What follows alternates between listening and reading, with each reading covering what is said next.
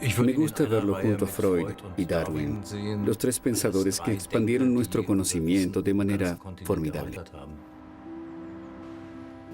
Fue el primer economista en describir los mecanismos básicos, las leyes del movimiento, lo que impulsa el orden económico actual.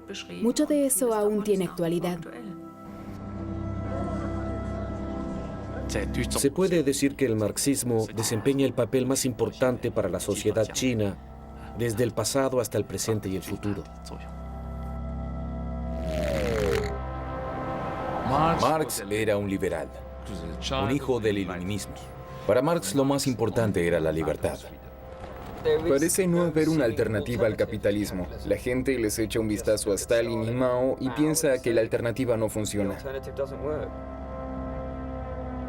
Creo que lo más emocionante de Marx es su idea de que la liberación social necesita un actor que solo pueda liberarse si tiene una perspectiva de liberación para todas las personas.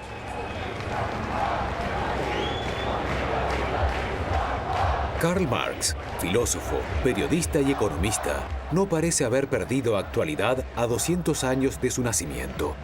En la era de la globalización, la crítica al capitalismo y el debate sobre la desigualdad social han vuelto a encenderse. El mismo Marx exigía que los filósofos no solo interpretaran el mundo, sino que lo cambiaran. No podía imaginar que sus herederos lo llevarían a la práctica de forma tan radical y diferente.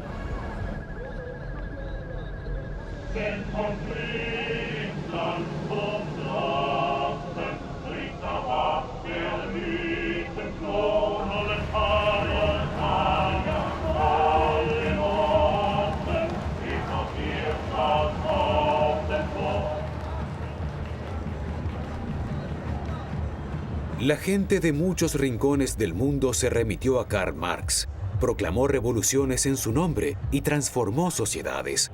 La mayoría de estos experimentos hoy son historia, pero el capitalismo, el gran enemigo, demostró tener mayor capacidad de supervivencia de lo que Marx pensaba.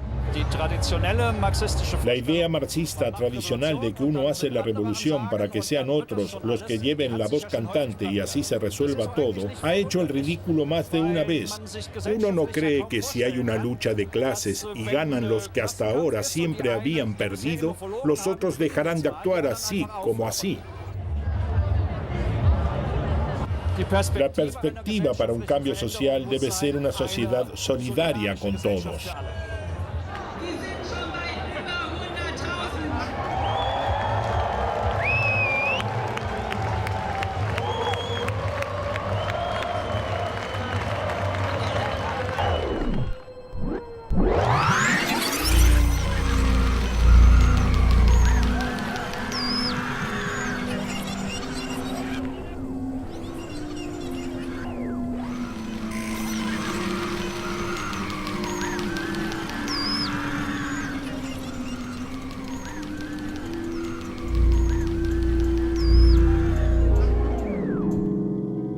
La revolución industrial es el tema central del siglo XIX. Cambiará radicalmente la vida de las personas gracias a inventos innovadores, pero también con condiciones de trabajo desastrosas en las nuevas fábricas. Los levantamientos de la pobreza conmocionan a muchos países de Europa. La carrera de Karl Marx comienza en la tranquila Trèveris.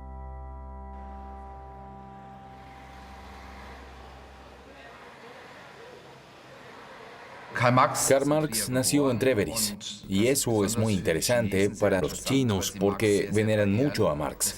Por eso la ciudad tiene una relación muy intensa con China. Los chinos se ofrecieron a regalarnos una escultura para el bicentenario del nacimiento de Karl Marx. Nos ocupamos de la idea, buscamos un lugar y después regateamos el tamaño hasta llegar a una altura total de 5,5 metros. Los chinos se alegraron mucho porque el 5 del 5 es la fecha del nacimiento de Marx y es otro simbolismo bonito que no habíamos calculado, pero que contribuyó a la hora de ponernos de acuerdo sobre las dimensiones. Nosotros construimos el pedestal y en China se hace la escultura. Queremos juntarlos en primavera y prepararlo para que la escultura se pueda inaugurar el 5 de mayo.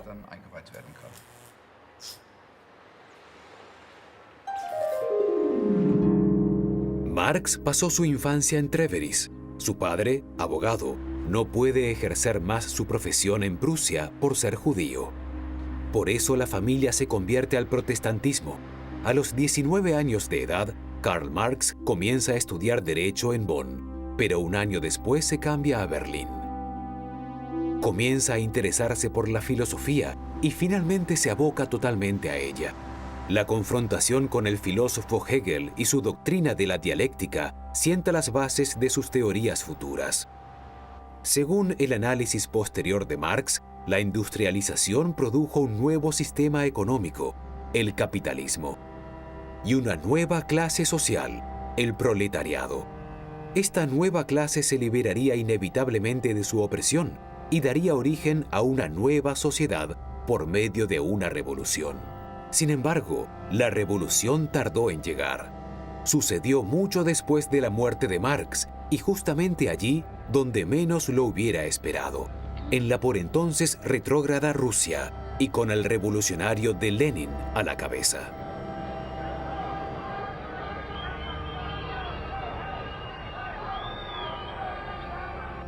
Lenin estaba organizado desde hacía décadas en un grupo de políticos de izquierda, la Segunda Internacional.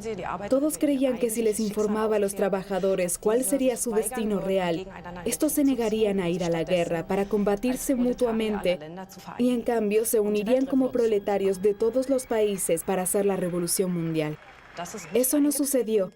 Muchos socialistas experimentaron la desilusión de sus vidas, Lenin incluido.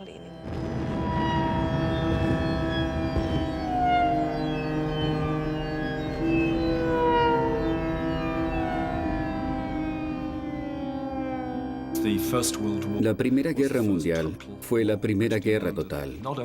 Es decir, que no solo se movilizó el ejército, sino toda la población civil. El sistema zarista no se lo pudo permitir.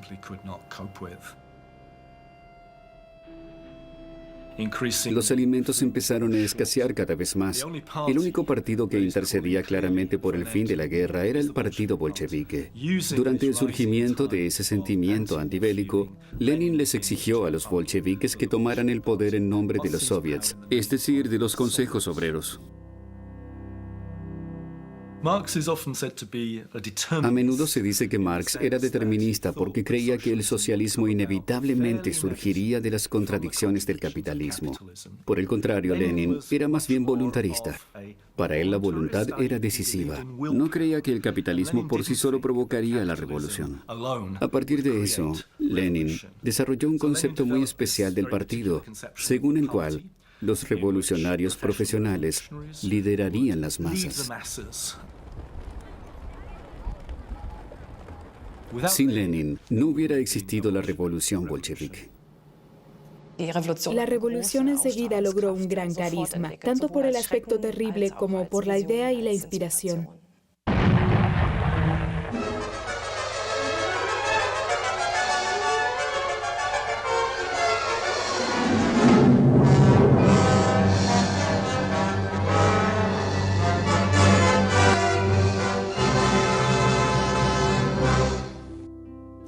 Lenin esperaba que los trabajadores alemanes siguieran el ejemplo de los rusos y que ambos países comenzaran la revolución juntos. Así se podrían superar los problemas de pobreza extrema y el subdesarrollo social y económico de Rusia. Durante los primeros años, Alemania desempeñó una función clave desde la perspectiva de los bolcheviques. Rosa Luxemburgo y Karl Liebknecht fundaron la Liga Espartaquista en respuesta a lo que sucedía en Rusia y con la esperanza de que también en Alemania la población insatisfecha, cansada de la guerra y los costos ocasionados, pudiera organizar un cambio radical de régimen. Lo intentaron 3 veces y fracasaron, no porque su estrategia fuera mala, sino porque se enfrentaron a un adversario mucho más fuerte.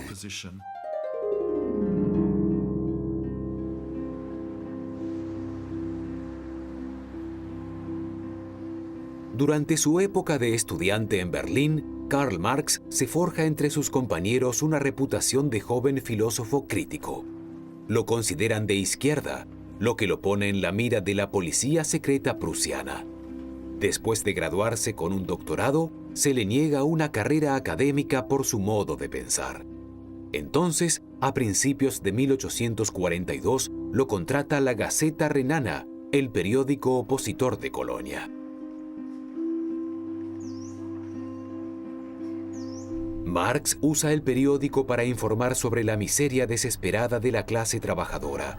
Muchos de sus textos se censuran, pero en su breve carrera como cronista, Marx promueve enormemente el periodismo político.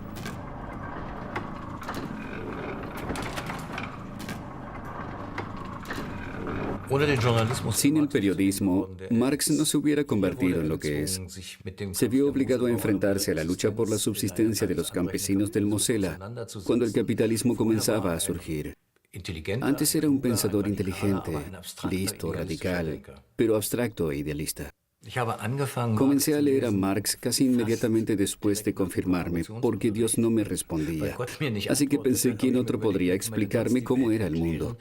Y entonces descubrí al Marx de los comienzos, básicamente el heredero del idealismo alemán, que intentó explicar el mundo a partir de un principio y sobre todo trató de desarrollar una imagen de la sociedad con un gran patos por la libertad. Marx el profeta, Marx el ícono, Marx el que promete la salvación a la humanidad, nunca existió realmente. Fue un resultado malo de una mala propaganda.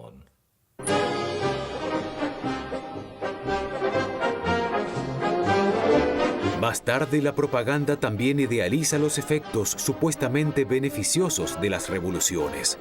Estos carteles no dicen que hubo millones de muertos en la Unión Soviética de Stalin, ni en la China de Mao Zedong.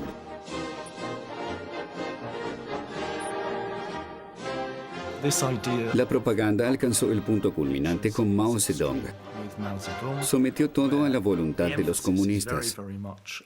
Hoy muchos dicen que China ya no es socialista desde hace tiempo, sino una economía capitalista en un mundo capitalista, con un régimen que de comunista solo tiene el nombre. No estoy tan seguro. Quizás en 2050 todavía haya una China que se autodenomine socialista.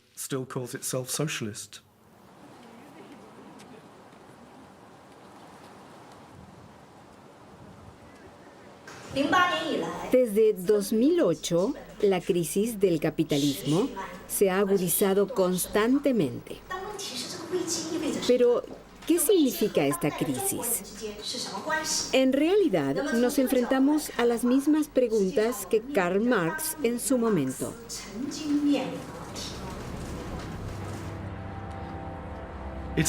La Revolución China fue fundamentalmente una revolución campesina. Mao atrajo a los campesinos usando, por ejemplo, elementos de la ópera tradicional.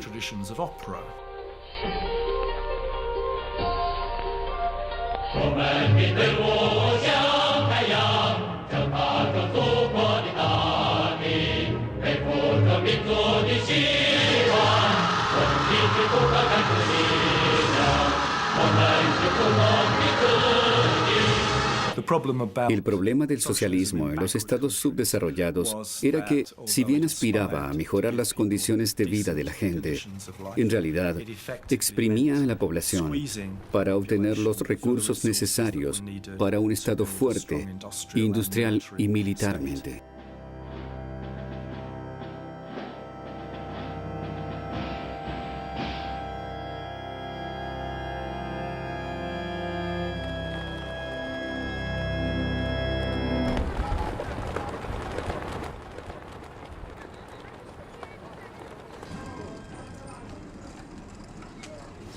Marx, todos los chinos lo conocen. El marxismo-leninismo es la base de nuestro partido.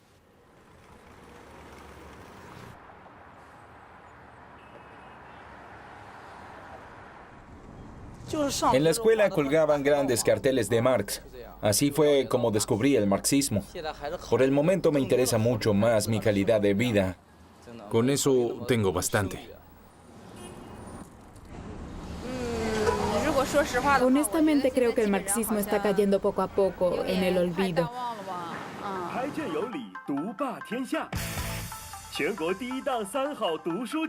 A todo esto, el gobierno chino invierte mucho dinero para divulgar las ideas marxistas en forma de libros, nuevos medios y hasta un programa de televisión.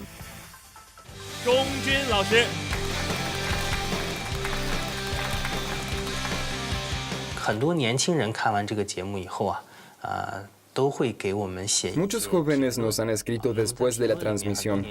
Muchos escribieron que han descubierto a un Karl Marx completamente diferente. Marx no es solo el póster de la pared, sino parte de la vida real. Karl Marx sigue teniendo influencia y mucha. Sigue vivo y todavía es útil. Como resultado del 19º Congreso Nacional, se espera que China se convierta en un país socialista moderno a mediados de este siglo.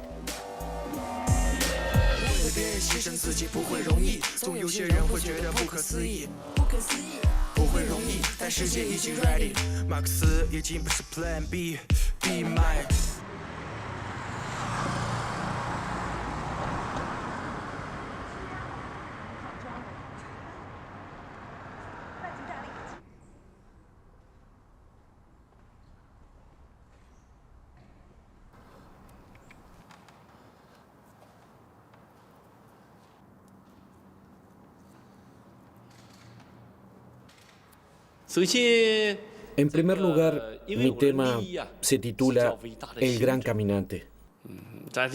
Es el núcleo de sus pensamientos, de sus conceptos filosóficos y de su vida. Todas las grandes personalidades presentan dos características importantes.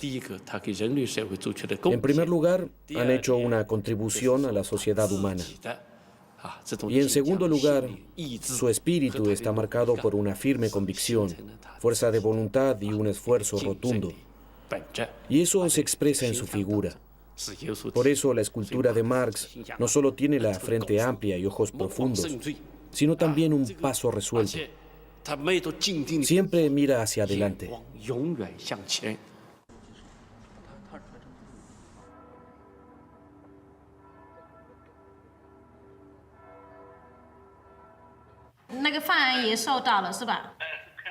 Ok, de acuerdo. Ya la vio. Ya le echó un vistazo. Sí, y la altura, el esposo, ojalá sean como se los imaginó. Sí,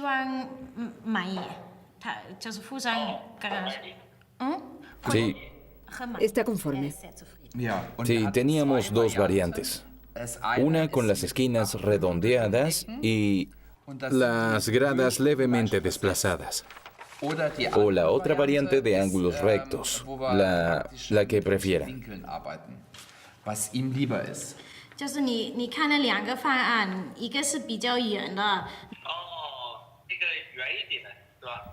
Redondeadas. Redondeado, redondeado, ¿de acuerdo?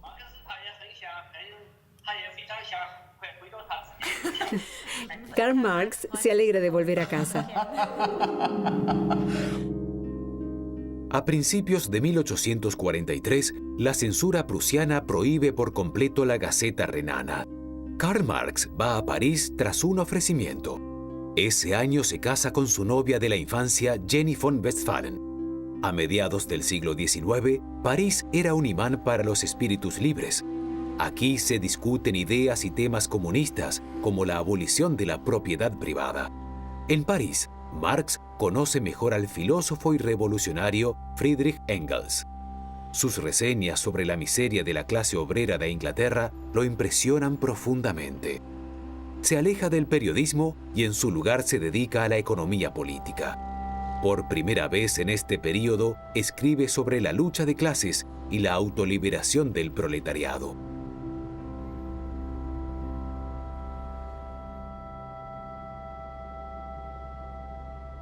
Formalmente en la sociedad civil, todos los miembros son libres y tienen los mismos derechos.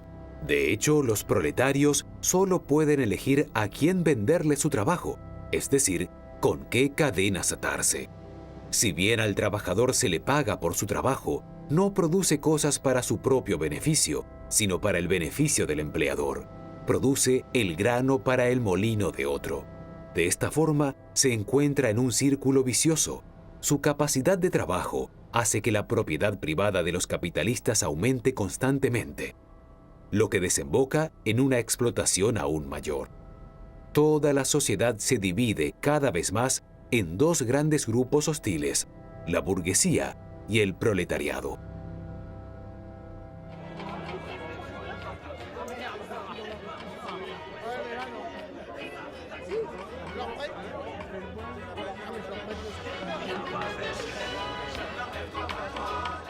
Marx es sumamente actual.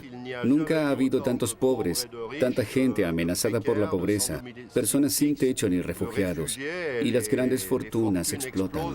Yo reinterpreto la clase obrera. Creo que los empleados de hoy también son parte de ella. Casi siempre que los puestos de trabajo se ven amenazados, aparece Marx. Por ejemplo, cuando los trabajadores de Alstom se oponen a los planes de despido de la casa matriz, General Electric. A su lado, el Partido Comunista de Francia. Estoy aquí para asegurarles el apoyo total y completo del Partido Comunista. Acabo de decir durante una reunión intersindical que hemos calculado cuánto ganarán los accionistas con la fusión. Por eso, su lucha es una lucha justa. Los apoyamos aquí y en todo el país. Continuamos juntos. Gracias, señor Laurent.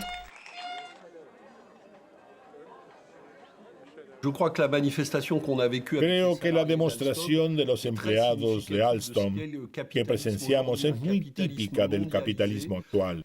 Un capitalismo globalizado que juega en contra de los trabajadores de países o emplazamientos industriales individuales. Los convierte en el juguete de la globalización y los intereses de grupos cada vez más poderosos. Creo que esta lucha es emblemática.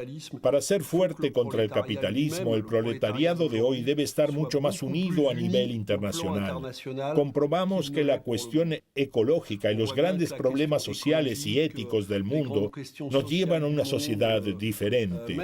Esto es lo genial de Marx. Comprendió que las contradicciones de este sistema evolucionarán de tal manera que habría que pensar en una forma de superarlo.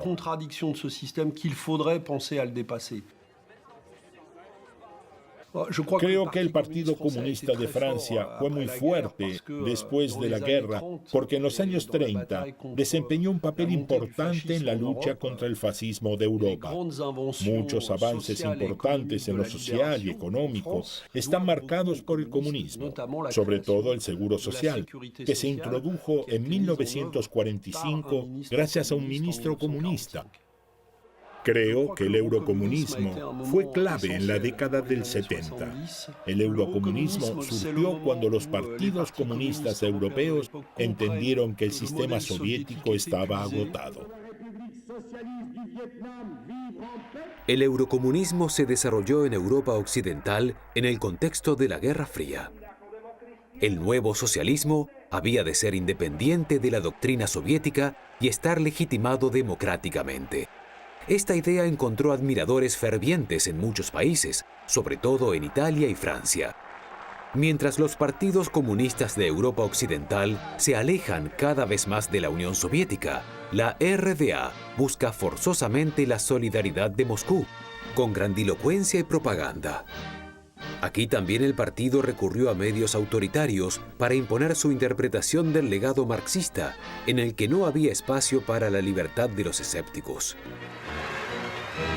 El 10 de mayo de 1953, la ciudad de Chemnitz recibió el nombre de ciudad de Karl Marx, lo cual fue un gran reconocimiento a las tradiciones revolucionarias de la clase trabajadora de esta ciudad.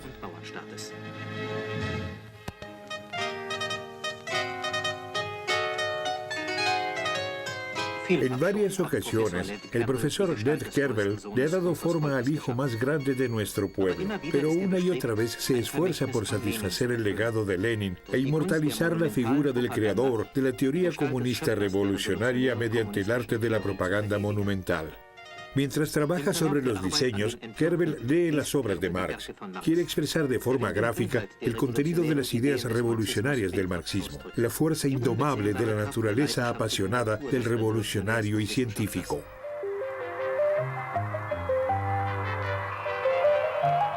El monumento a Karl Marx, creado por el profesor Kerbel, dará testimonio en el futuro del carácter común de la lucha de la clase obrera y los trabajadores de la República Democrática Alemana y la Unión Soviética, que harán triunfar la consigna marxista que cambiará el mundo.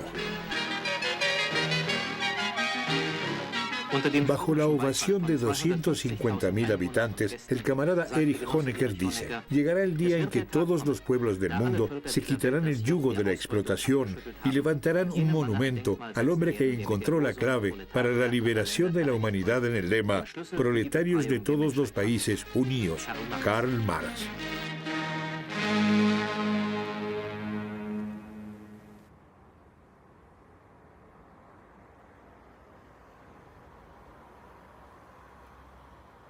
Sí, claro, lo conozco de la clase de historia y porque escribió mucho sobre el socialismo, pero no sé por qué Chemnitz ahora se llama ciudad de Karl Marx.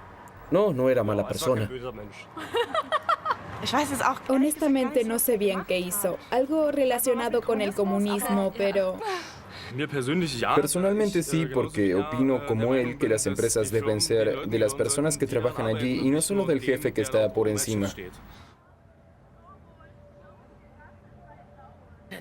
Por supuesto que Marx se conseguía en todas partes.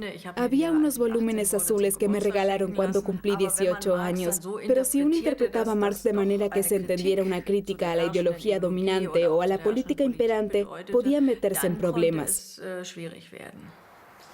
En lo personal, comencé a leer a Marx cuando tenía 18 años. En realidad, llegué a Marx porque me aboqué mucho a Goethe y Hegel y de la filosofía clásica. Pasé a Marx a modo de continuación, de ampliación, porque Marx es en cierta forma hijo de la filosofía alemana clásica.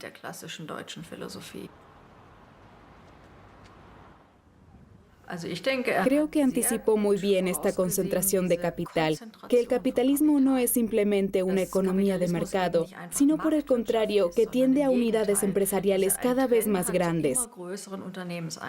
Y al final también elimina la productividad. Eso es lo sensacional de su desarrollo, por así decirlo. Y eso es algo que hoy tenemos en muchas áreas. 4 o 5 grandes empresas dominan el mercado. También lo comparten en cierta medida y ya no están tan orientadas a la innovación como a menudo se le atribuye al orden económico actual. En 1845, Prusia le exige a Francia la extradición de Karl Marx. Por necesidad, escapa a Bruselas con Friedrich Engels a su lado. Quieren prepararle el terreno a un partido proletario y para eso se contactan con Wilhelm Weitling, que en 1836 había fundado la Liga de los Justos. Marx y Engels logran rebautizarla como la Liga de los Comunistas y reciben la orden de escribir la plataforma política del partido. En el año revolucionario de 1848 se publica el Manifiesto Comunista. Un fantasma deambula por Europa, el fantasma del comunismo. Las potencias de la vieja Europa se han aliado para perseguir a ese fantasma. Que las clases dominantes tiemblen ante una revolución comunista. Los proletarios no tienen nada que perder excepto sus cadenas. Tienen en cambio un mundo que ganar. Proletarios de todos los países, uníos.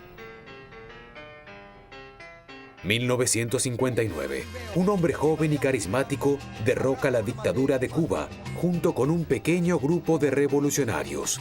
Poco después, Fidel Castro construye una república socialista muy cerca de Estados Unidos. Unos años después, la juventud del mundo occidental se opone a la generación de sus padres. Castro y el Che Guevara se convierten en los ídolos del movimiento estudiantil del 68. Claro que nos referíamos a Marx cuando hablábamos de los intelectuales, pero es solo una superestructura de la que no puede surgir la revolución. Había que revolucionar las empresas. Entonces muchos de nosotros fuimos a las empresas durante meses, a veces durante años. Así nos enteramos por los mismos obreros que de ninguna manera nos estaban esperando para que los redimiéramos. Después apareció la teoría de Marcuse de las necesidades ficticias, que dice que nadie sabe cuáles son sus necesidades. Todos se dejan seducir por el capitalismo y tenemos que decirles cuáles son sus necesidades reales. Y lo cuestionaron a Marx. Propusieron que la conciencia juega un papel crucial en el diseño de la revolución. Era casi antimarxista porque en realidad el ser determina la conciencia. Y entonces solo puede haber una revolución cuando la realidad incita el pensamiento. Y además Marx tenía algo que siempre me ocupó y al mismo tiempo me causaba rechazo. En toda la construcción marxista no hay una sola frase tan simple como no matarás. No hay ningún principio que prohíba matar una cantidad cualquiera de personas en nombre de la revolución. Y por supuesto que esa falta de ética es un defecto fértil que vive en la estructura y siempre hace que se desplome.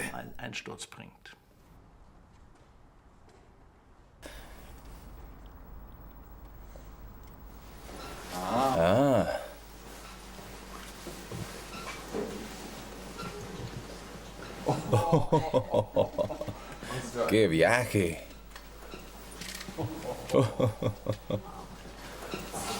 Vamos al otro lado.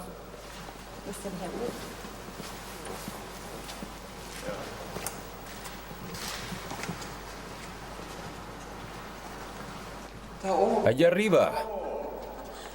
Hola, ni hao.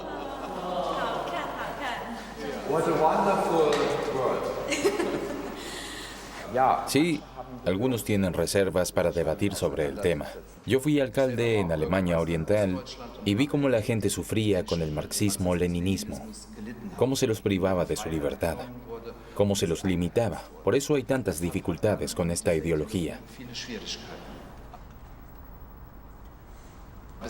Quedamos en que la colada se hará antes de Navidad.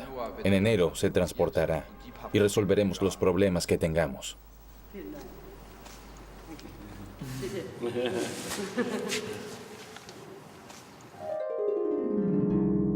En el año de la publicación del Manifiesto Comunista, a Marx lo expulsan de Bruselas y regresa a Alemania, donde lo juzgan por incitar la rebelión. Sale absuelto, pero tiene que abandonar el país. La familia se exilia en Londres. En ese momento, Londres es un receptáculo para refugiados de todo el mundo. Marx y su familia viven en la pobreza absoluta. En la miseria del barrio de inmigrantes, 3 de los 6 hijos del matrimonio mueren por enfermedades. La tabla de salvación siempre es Friedrich Engels. Gracias a una herencia, la familia puede mudarse a una vivienda burguesa. A partir de entonces, Marx pasa la mayor parte de su tiempo en la sala de lectura del Museo Británico y trabaja en su obra principal, que se publica en 1867, El Capital. Marx se lo presenta a su editor con las palabras: «No creo que nadie haya escrito tanto sobre el dinero teniendo tan poco».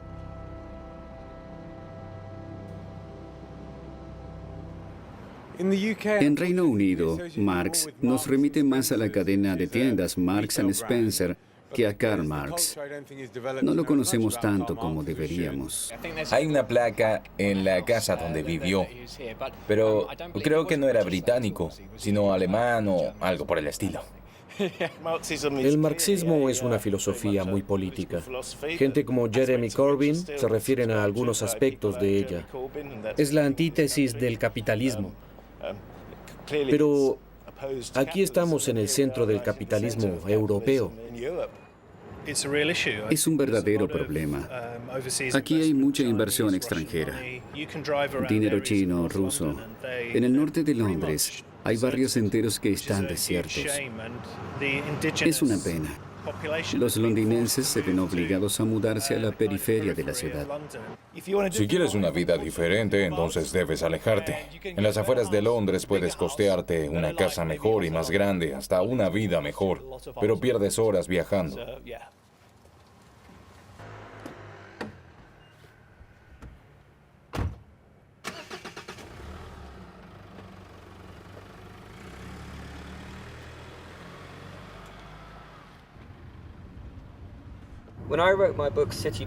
Escribí mi libro City Boy como una advertencia para no convertirse en un banquero como hice yo y recibí miles de correos electrónicos, también de Alemania, de parte de jóvenes que me preguntaban, ¿puedes conseguirme trabajo en un banco? Piensan, ¿qué importa si engaño a la sociedad si al hacerlo gano tanto dinero? Lo que sucedió en el sistema bancario no fue irracional. Los chicos que desarrollaron esos productos financieros que después estallaron en nuestras narices actuaron de manera muy racional, porque antes del colapso recibieron una bonificación año tras año. Todos consideran que las ideas de Karl Marx han sido desvirtuadas y el capitalismo ha ganado. Sin embargo, Marx tiene muchas cosas interesantes para decir sobre nuestro sistema actual, sobre la alineación que causa y que puede provocar su propia destrucción. Pero tal vez cometió el gran error de creer que un trabajador se solidariza automáticamente con todos los que, como él, padecen la explotación capitalista y por lo tanto habrá una revolución global. En realidad, hay tantas otras cosas que pueden dividir a las personas. El origen, la religión, o el equipo de fútbol, la ciudad o el país de donde eres. Nada reemplazará el capitalismo en el corto plazo. Todos estamos atrapados. Aunque muchas personas ya no pueden costearse la vida en su propia ciudad, Londres sigue siendo la ganadora del neoliberalismo. Otra ciudad se ha convertido en el símbolo del lado oscuro del capitalismo, Atenas. La crisis financiera de 2008 sumó a Grecia en una profunda depresión y la convirtió en el juguete de los acreedores internacionales. Desde entonces, el país se encuentra en permanente estado de excepción. El capitalismo trajo consigo nuevas alegrías, pero también mucho sufrimiento, pobreza y desesperación como nunca antes. En todo el mundo, el proletariado no ha disminuido, sino que ha aumentado. El problema de Occidente es que los trabajos que se reubicaron han dejado una parte de Europa luchando desesperadamente contra la inseguridad, el desempleo y la falta de perspectivas. Es un problema de distribución. Ese siempre fue el problema del capitalismo. Crea riqueza extrema y, al mismo tiempo, nuevas formas de miseria. Para mí fue un gran incentivo aprender más sobre Marx porque crecí en Grecia durante una dictadura en la que Marx era tabú. Así es con los jóvenes. Les dices, no lean a Goethe por nada del mundo, y lo único que quieren es leer a Goethe. Además, estaba muy interesado por entender el capitalismo. En las sociedades capitalistas liberales hay un contraste muy interesante. La política funciona democráticamente, mientras que la economía funciona de forma jerárquica y de acuerdo con reglas feudales. Marx decía que la democracia no funciona por esta división. Cada vez que una nueva tecnología tiene éxito comercial, los dueños tienden a usarla para monopolizar el poder y conservar para sí el beneficio de ese nuevo conocimiento. Eso sucedió en la segunda revolución industrial y ahora mismo con Google, Facebook y la inteligencia artificial. Todas técnicas basadas en Internet. Es crucial que la humanidad no desaproveche esta oportunidad fantástica con la monopolización, sino que encuentre formas de democratizar esas herramientas que hemos producido en conjunto. Lo que experimentamos hoy es un cambio en las relaciones de producción que borra la línea entre la producción y la actividad cotidiana. Somos productivos en cuanto a la producción de valor cuando buscamos algo en Google, porque con numerosos clics producimos el valor de la empresa Google. No nos gusta para nada, pero de hecho lo hacemos. Es decir, la socialización de la producción es un paso que ha adoptado formas totalmente diferentes a las que Marx había imaginado. Todavía no tenemos un concepto racional para eso. Los poderosos harán cualquier cosa para mantener una situación que los beneficia. Harán lo que se conoce como flexibilización cuantitativa. Imprimirán billetes, bajarán el interés o grabarán lo que sea necesario para mantener el sistema.